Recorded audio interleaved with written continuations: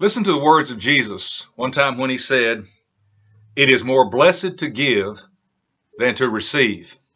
Now, there's an interesting thing about this. First of all, uh, we don't know when Jesus said that exactly. It's quoted by Paul in Acts chapter 20. It's not in the Gospels. I have every confidence that Jesus did say it and that Paul, by inspiration, knew that he said it, but we don't really know at what stage in his ministry Jesus had said it. If you happen to have one of those red letter versions of the Bible where the words of Jesus are in red, you might be surprised when you get to Acts chapter 20 and see that line there. The other thing is that I believe a lot of people, both Christian folks and others, have heard the saying, "It's more blessed to give than to receive." A lot of them don't know that Jesus is the original source of that, and even some Christians might not know that. It's a saying that we know, but we're not accustomed to identifying it with a particular part of his ministry. I want to tell you a story that's interesting to me, funny to me in a way, before I get into some of the final conclusions I want to draw about this great verse, this great line.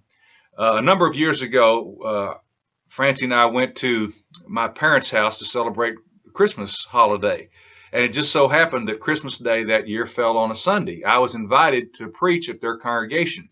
Now, this won't make to some of you, this won't make any sense at all, but some of you will. A lot of people believe, of course, Jesus was born on December 25th, and then there's another group of people, a smaller group, that say, no, the Bible doesn't say that, and we shouldn't do that. In fact, they're kind of anti-Christmas, and they don't like it to be mentioned, even on that time at church, about Jesus being born.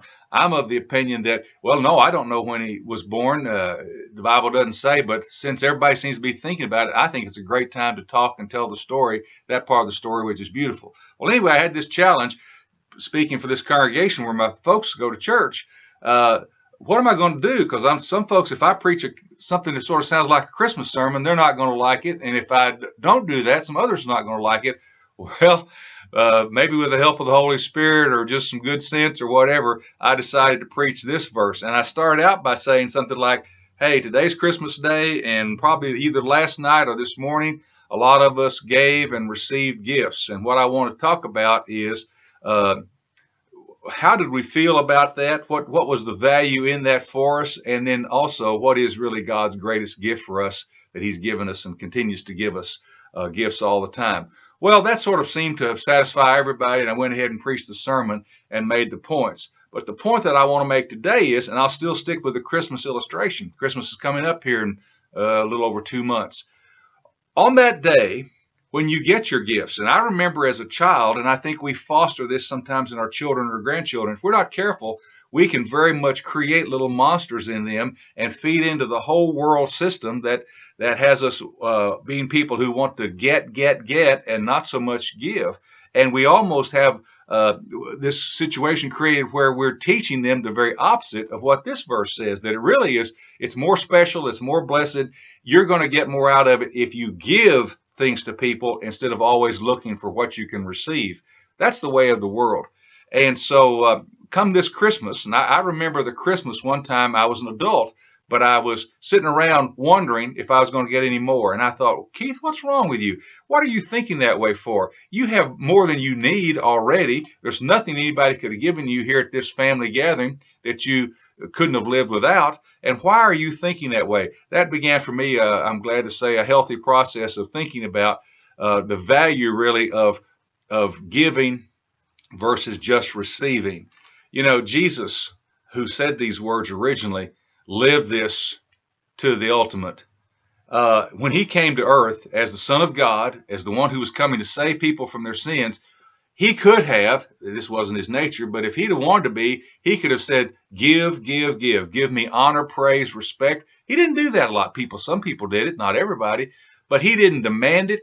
A lot of people walked right by him, and even when he was performing miracles for him or giving these great teachings, they didn't appreciate and thank and give him the thanks that he deserved. But he gave and gave and gave. He gave himself ultimately to die for us. For Jesus, it was a whole lot more important, way more important, infinitely more important that he give instead of just receive.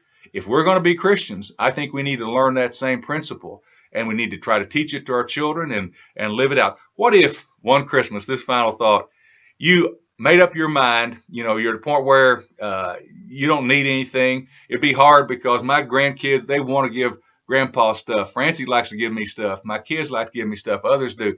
And I don't think I could ever shut that off. But what if one year I only gave away everything I could without ever expecting anything in return? I would expect that'd be the most blessed Christmas I ever had. You have a good day. We'll see you next time. Bye-bye.